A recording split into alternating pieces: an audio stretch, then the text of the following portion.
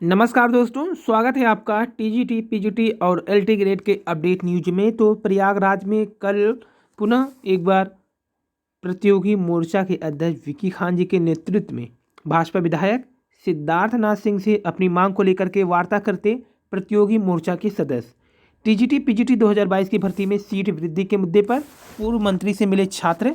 उत्तर प्रदेश माध्यमिक शिक्षा सेवा चयन बोर्ड पर प्रतियोगी छात्र का जो क्रमिक अनशन है वो 15 दिन से लगातार जारी है। बुधवार को बड़ी संख्या में प्रतियोगी छात्र पूर्व मंत्री और विधायक श्री सिद्धार्थनाथ सिंह से मिलने पहुंचे। उन्होंने आश्वासन दिया कि वह बृहस्पतिवार को अनशन स्थल पहुंचकर उनकी बात सुनेंगे। छात्रों को महानिदेशक शिक्षा से वार्ता कर मिलने का समय भी दिलवाया। साथ ही इस मामले को लेकर सीएम के संज्ञान में लाने का आश्वासन दिया।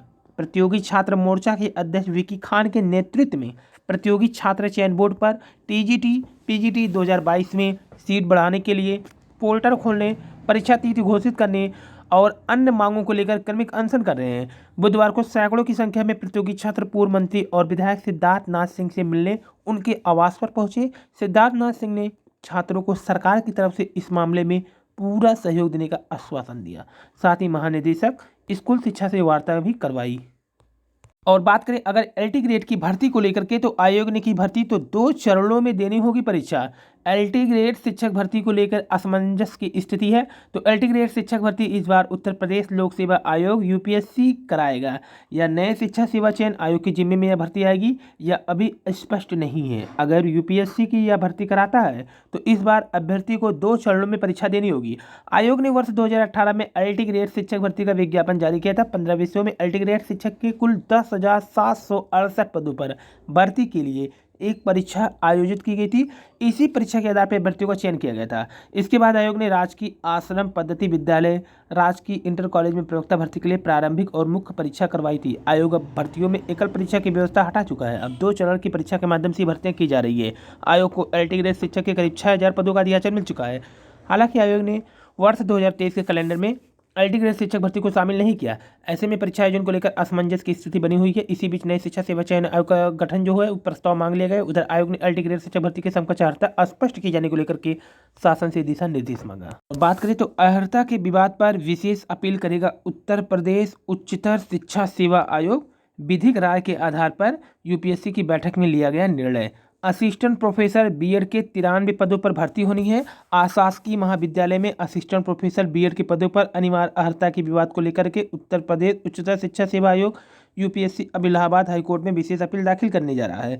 यह निर्णय आयोग की बैठक में लिया गया। यूपीएससी की ओर से विज्ञापन संख्या 51 के तहत 34 विषयों में असिस्टेंट प्रोफेसर की 1017 पदों पर भर्ती की जानी है।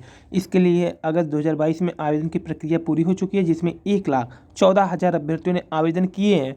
भर्ती का विज्ञापन जारी होने के बाद असिस्टेंट प्रोफेसर बीएड की अनिवार्य अर्हता को लेकर विवाद हो गया और मामला हाईकोर्ट पहुंच गया। बीएड विषय के अनिवार्य अर्हता को लेकर के कोर्ट में याचिका दाखिल करने वाले अभ्यर्थियों की मांग थी कि बीएड विषय में असिस्टेंट प्रोफेसर भर्ती के लिए अनिवार्य अर्हता national council for teacher education NCT के अनुसार निर्धारित हो। एनसीटी के अनुसार भर्ती के लिए न्यूनतम योग्यता सामाजिक विज्ञान या गणित या भाषा में से किसी एक में परास्नातक के साथ एमएड अथवा शिक्षा शास्त्र में परास्नातक के साथ बीएड की डिग्री होनी चाहिए।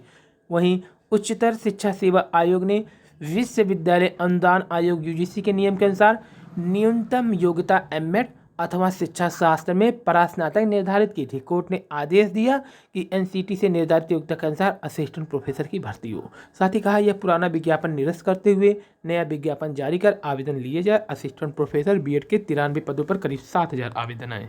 आज की अपडेट की बात करें तो उपेक्षित धाराओं की सुध लेने का समय है। विरासत पर गर्व की बातें तो खूब की जाती है, पर उन्हें संरक्षित करने की दिशा में ठोस कदम नहीं उठाए जाते। ऐतिहासिक धरोहर सभ्यता और संस्कृति का जीवित दस्तावेज होता है। वहीं यूपी बोर्ड ब्राह्मी के प्रैक्टिकल के पर्यवेक्षक की सूची भी जारी और लेखपाल एटीएम की भूमिका सत्यापन में समाप्त होगी। गैर मुस्लिम बच्चों को प्रवेश देने वाले मदरसों की नहीं होगी जांच। और माइक्रोसॉफ्ट में सबसे बड़ी छटनी, टेक कंपनी ने 6 दिन में 30,611 कर्मचारियों को निकाला। मंदी की आशंका, नौकरियों के लिहाज से बेहद खराब रहा नए साल की शुरुआत। आगे और भी खतरा। उधर 80% भारतीय नौकरी बदलने की तैयारी में है।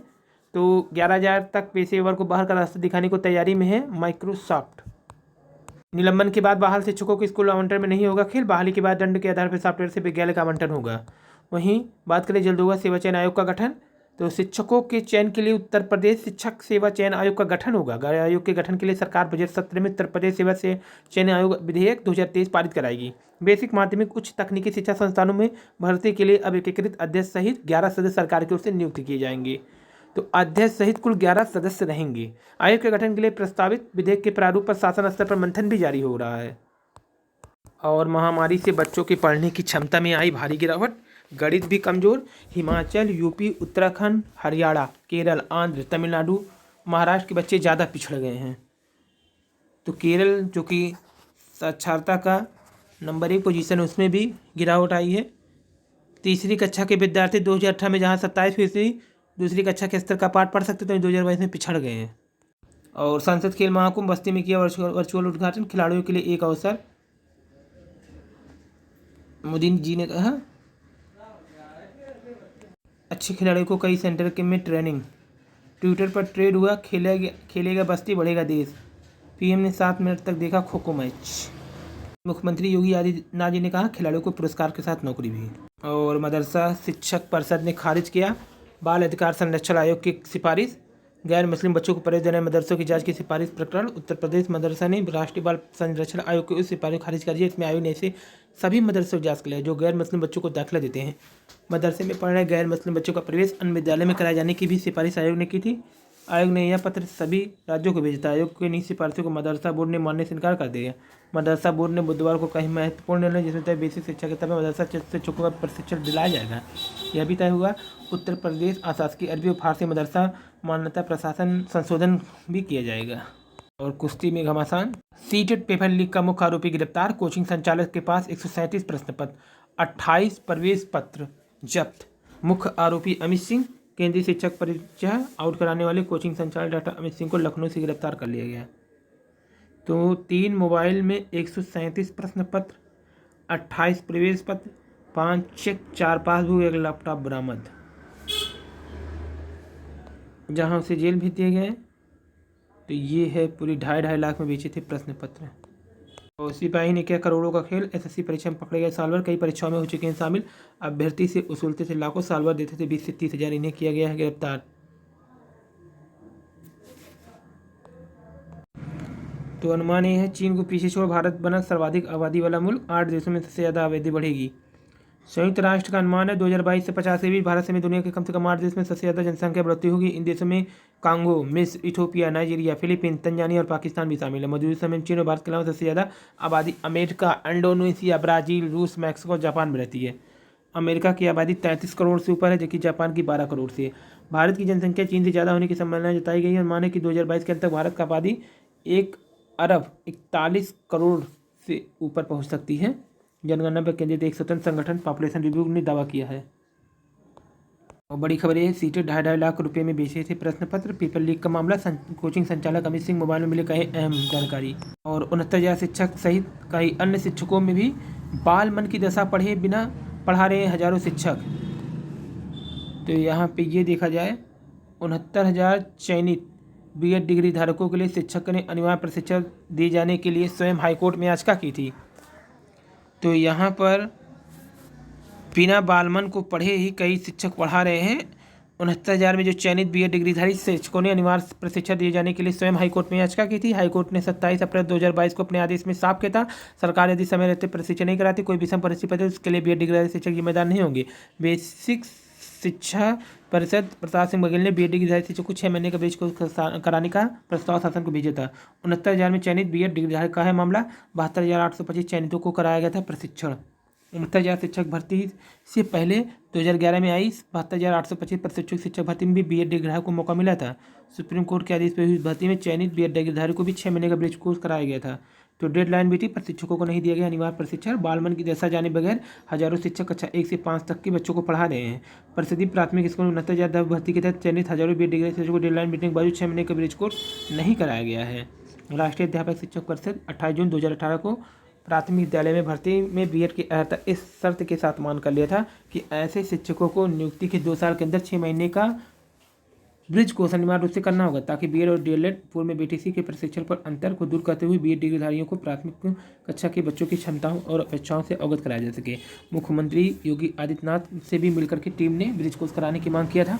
मुख्यमंत्री ने भी आश्वासन दिया था जल्द आपका जो है ब्रिज कोर्स करा दिया जाएगा। 69,000 शिक्षक भर्ती को में बीएड को मान कर लिया गया और हजारों भर्तियों का चयन भी हो गया। 69,000 भर्ती के पहले बैच में 31,277, दूसरे बैच में 36,590 शिक्षक को क्रमशः अक्टूबर दिसंबर में नियुक्ति मिल गई थी। यूपी में दाखिला बनने से 97 बच्चे जाने लगे स्कूल और सीटेट पर्चा आउट करने में कोचिंग संचालक को दबोचा गया। गिरोह ने 12-13 जनवरी को पेपर से 1 घंटा पहले आउट कर लिया था। अमित सिंह, केशवानंद, मनोज कुमार, मनोज झा, विवेक कुमार, गुड्डू, राजेश कुमार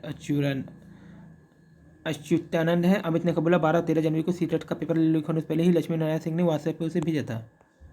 वहीं राज्यपाल सचिवालय से अलग करेगा भर्तियां। समीक्षा अधिकारी समेत 3 पदों पर होगी भर्तियां। यूपी बोर्ड ध्यान से भरी ओएमआर सीट, जरा सी गलती होने पर परीक्षार्थी को पड़ जाएगी भारी। और बीएड अर्हता के मामले में अपील करेगा आयोग। तो सहायता प्राप्त महाविद्यालय में असिस्टेंट प्रोफेसर बीएड विषय के अर्हता विवाद पर उत्तर प्रदेश शिक्षा सेवा आयोग ने हाईकोर्ट के फैसले के खिलाफ अपील करने का निर्णय किया है। और परिचालक भर्ती में फिर से आवेदन करने का मौका। एसएससी साइबर गैंग का सरगना निकला सिपाही। टीजीटी पीजीटी 2022 की भर्ती में सीट वृद्धि के मुद्दे पर मंत्री से मिलेंगे आज। और 69,000 शिक्षक भर्ती पर बालवान की दशा पढ़े बिना पढ़ा रहे हजारों शिक्षक। हाईकोर्ट ने दिया था ब्रिज कोर्स कराने का आदेश।